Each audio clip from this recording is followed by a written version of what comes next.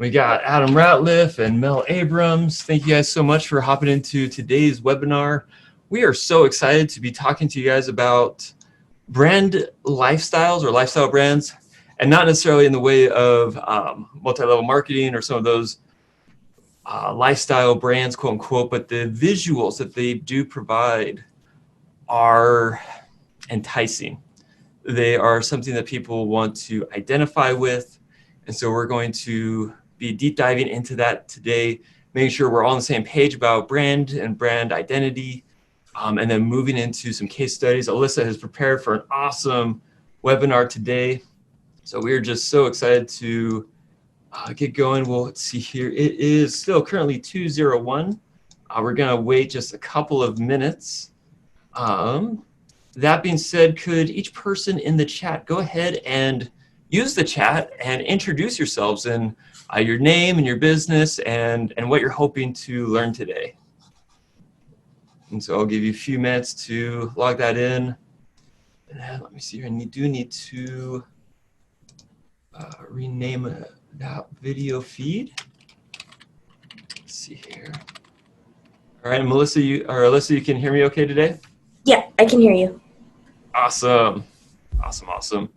We just changed the audio setup in that room, along with some new wiring, some new cabling. We've been taking this time to redo some of our processes, redo our video streams, redo a lot of organization. With COVID, of course, we can't all be in the office at the same time, so we have different spaces, rooms, availabilities, masks, and I think everyone's kind of going through that rigmarole right now. But we have been trying to make sure that we have been as productive as we can be during this time, just to make sure that we can provide the best services. Looks like Mel is with Dabco. Awesome. Thank you so much, Mel, for joining us today. Adam Ratliff is with Recraft Creative. Always excited to talk about branding and marketing. That sounds great. So then it is currently 2:03. I'm actually going to have Alyssa go ahead and introduce herself, and we'll get started today. If there's something that somebody missed, we'll be posting a recording very quickly after today, usually within 24 hours. And so then people are able to grab the beginning sections if they missed in or hopped in late.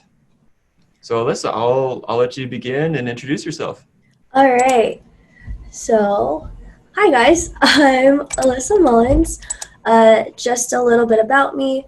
I volunteered in a hospital. I have a little bit of restaurant experience. I like to call myself a social media enthusiast. I currently go to Washington State University in Pullman. I'm a senior working towards my bachelor's in psychology. I have two pretty main hobbies. I like going on very spontaneous adventures with my friends, and then I like to go home and cook as much food as possible and then feed all my friends because I make way too much food to feed just myself and my roommate. There's always way too many leftovers. And to continue on, this is some more people from the Pullman marketing team. You guys might recognize them if you've worked with them before or seen them do other webinars. And so there's a little mini snippet into them and who they are. As I go throughout the webinar, please feel free to ask questions. I will be going over different ideas and methods and suggestions. And so if at any point you just have a question pop up in your mind, feel free to ask and I'll do my best to answer. Our heart for this webinar is that you are able to make educated decisions to help make your working life better than before. And today, as Adam said, I'll be going over social media and lifestyle branding. And so I'll hit 4 main-ish topics, such as what is branding and your visual identity, what is lifestyle branding specifically. I'll go over some examples and case studies and some takeaways. So to start, branding versus visual identity. Brands have a logo. It's the face of the company. It's the visual correlation that your brain makes between an image and than the company. So take Starbucks, for example. When I say Starbucks, most people tend to think of the green lady on the cup, and that's their logo. I actually learned the other day that that green lady is actually a two-tailed mermaid, also known as a siren. And so that was a fun little thing to learn, but that's their logo, and so that's how people recognize them. It's not necessarily their identity, but it is a small part of their brand and their visual identity as a whole. Continuing on to the identity system, that's the visual brand of the company, and the visual style allows their audience to know what kind of demographic that they're trying to attract. And so, for example, Nike attracts more people who are more into an athletic lifestyle, while North Face would attract those who want to have more of an adventurous lifestyle and, go out and go on crazy hikes on mountains, and, and you got to have the gear for that, intense boots and heavy duty coats. And so that's how the identity system works in that.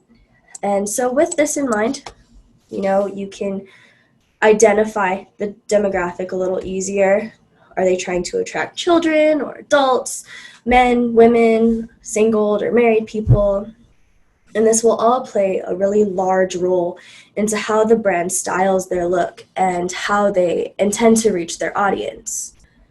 Moving on, we have the brand itself, which is what sets one company apart from another. And a quote by Jeff Bezos, the CEO of Amazon, it's a really good quote that I saw. It's, "Your brand is what other people say about you when you're not in the room." And that's a really, really good point, because for me, I love Nike. I gravitate towards Nike a lot more than I do with Adidas. And so, but I'll have friends who love Adidas or Under Armour or Puma, and that's just, their branding doesn't catch my attention as much as Nike does, and I just end up loving their products a little more and choosing them over the others. It's the personality, and their personality, their branding communicates to their audience who they are and what it is that they're trying to achieve. And that brand is achieved through a combination of visuals, a story, and a voice.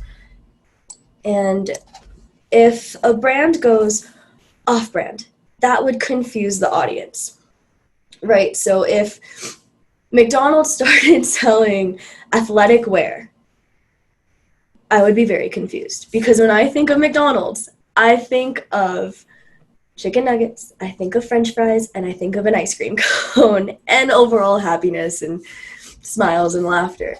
But I don't think of going to the gym and working out and, bench pressing or doing squats. I don't want to do any of that when I think of McDonald's.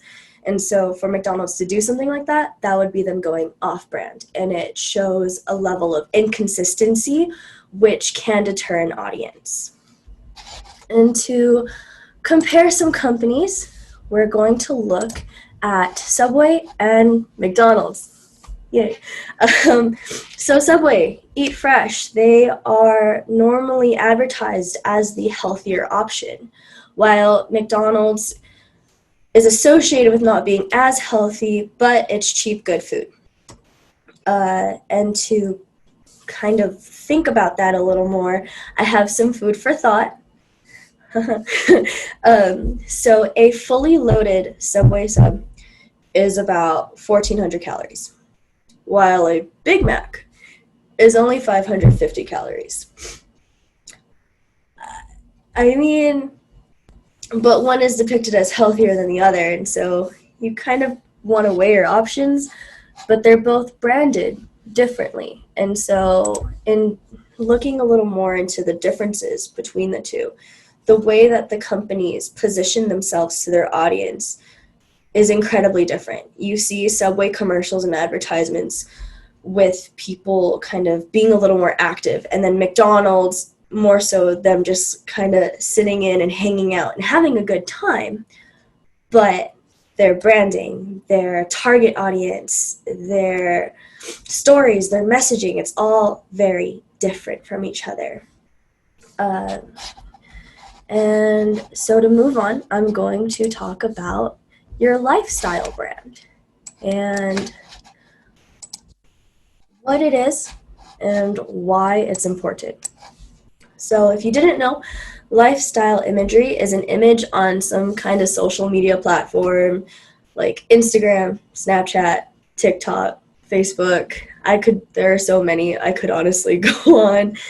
But they showcase the product in a true-to-life setting.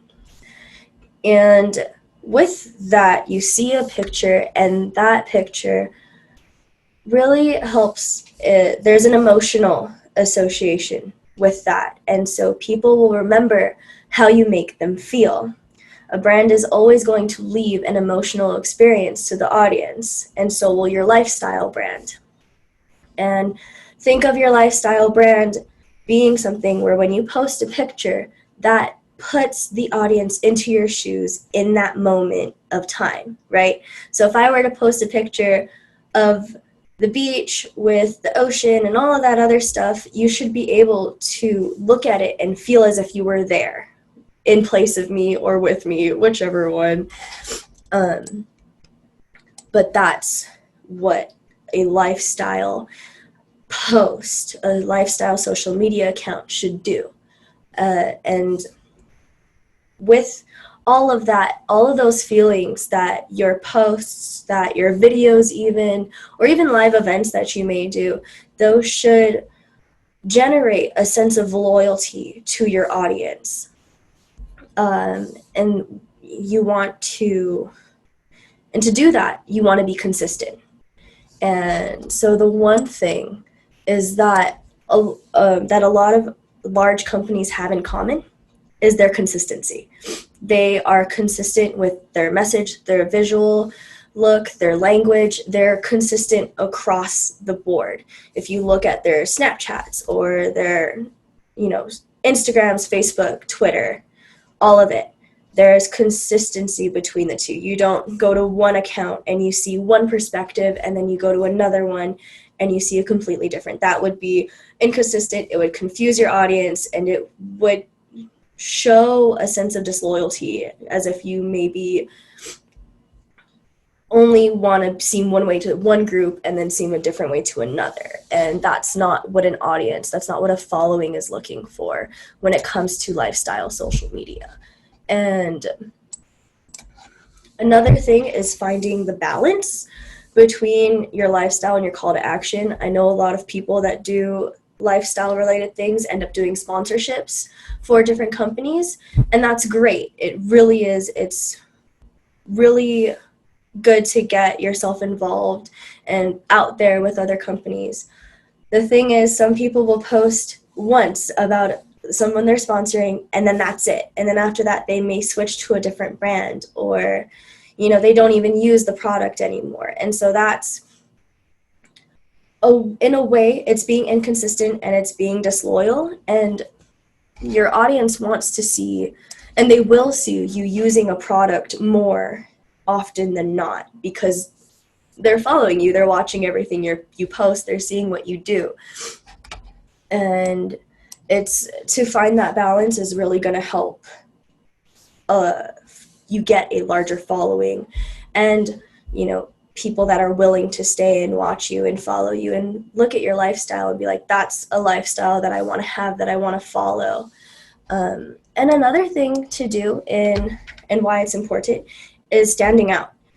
I know dogs are great and coffee is amazing and plants are really pretty and cool, but that's also very common across many accounts. You see them everywhere. You see pictures like that all over.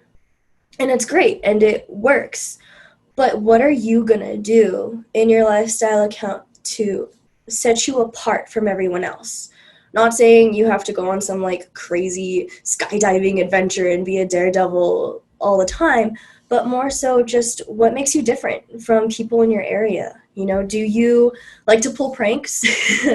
Or do you just like to cook different food from around the world and learn how to cook it? And is that something that just makes your life just a little bit different from everyone else around you? And so then with that, bringing your audience into that picture, into that little snippet of your life, is going to attract them and is going to make you more appealing to everyone on social media. Moving on, there are some important questions that you do want to ask, like who's your target audience, right? Or do you want to attract people that are more athletic or more creative? Or do you want to attract nature lovers if you like going on hikes and being out in the wilderness or even at the beach? Then you want to figure out what your story is. Are you trying to promote happiness, a more adventurous lifestyle, a minimalist lifestyle, an overall better quality of life? Which one of those things do you want your story to be, and do you want to show in your lifestyle social media? And then moving on to your voice, what do you want your voice to sound like? Is it going to be very positive and gentle? Like, are you going to bring in the sunshine and, be that morning person? Or are you going to come off a little calmer, kind of like a really relaxing rainy day or like a light snow day with a cup of hot cocoa? How do you want to come off to your audience?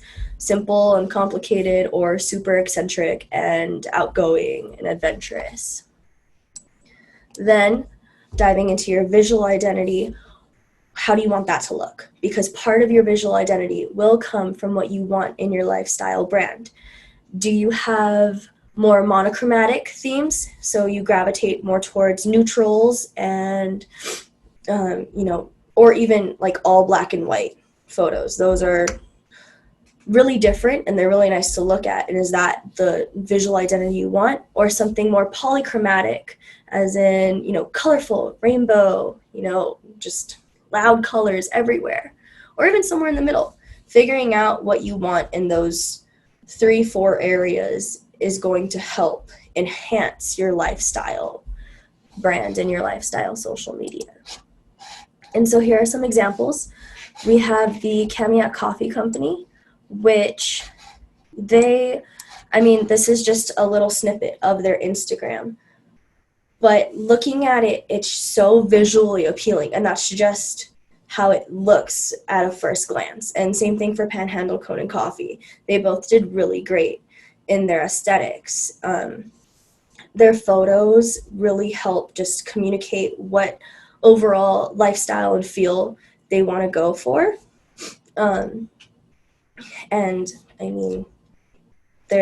It's coffee. I like coffee, and it all just looks really great. Moving on, I have some companies from back home. I'm from Hawaii. There's Aloha Brew Coffee Bar, and then Kai Coffee Hawaii. And there is a difference between the two. So Aloha Brew, if you look at the middle picture, that one's my favorite, for one. But you can see the inconsistency in their posting. There's a photo of like them going fishing on a boat, and then their truck that they use to, bring coffee around the island. And then some different announcements that they have and events that they're going to be a part of, and then a few other photos of coffee. And there's just not really a consistent pattern or even just like filtering for their photos, which makes it a little hard to follow and a little hard to want to be as invested in it as, say, Kai Coffee, where when you look at them, the filters are all pretty much the same. The style, the aesthetics, and this is just at a first glance, is really appealing to, the audience's eye. And you can see what lifestyle they're going for. It's super artsy looking coffee in Hawaii. And you can get that feel just at these 9 photos. And as I continued to go through their Instagram, there was even more, and it was just a really nice feed to look at. And that's one thing that you want to have in lifestyle social media. Last bit, we're going to go over some key takeaways. So there's a few here. And so at what point do you think that someone's made it in lifestyle social media, right? Do they love and are they loved by their followers? Is there a sense of loyalty that's been generated, and are they consistent? And lastly, are there real people using your products and your services, and does it feel real, authentic, and overall very genuine? Um, those are all really big key points in all of this, and it really does help make a difference between lifestyle and just advertisements. But yeah. Yeah, and I think one thing to pull back onto that is, do people love your brand? And a lot of that comes into play when you are responding back to individuals. One thing we've noticed with a lot of social media accounts that we do manage, there's not as soon as we get into them, one of the first things we notice is that people or the owners or whoever's been assigned hasn't been going through and responding to comments. They haven't been engaging with the audience and even saying, wow, thank you for liking, or thank you for noticing, or oh, hey, thank you for reposting. There's a lot of just a cool feeling when someone responds to your message. Um, one of my favorite Instagrammers in this area is Immaculate Inspection, and he does car detailing and he does beautiful work. And I had him do one of my vehicles recently, and oh man, every time he posts a before and after of my car, because that's the type of imagery that he shows, I'm always excited to be the first one to like it. But then I ask him questions like, hey, what do I do to prevent this grime underneath the mirror? And he's like, oh yeah, you just do X, Y, and Z. Oh, okay, well, that makes sense. I should have thought of that. But hey, he responded. He's willing to not only help make the sale, but then also provide feedback after the deal has been made, after all the work has been done. There's this element of continued customer service that can be done, as well as when you're showing the real products, the real services. There's a genuineness that people are desiring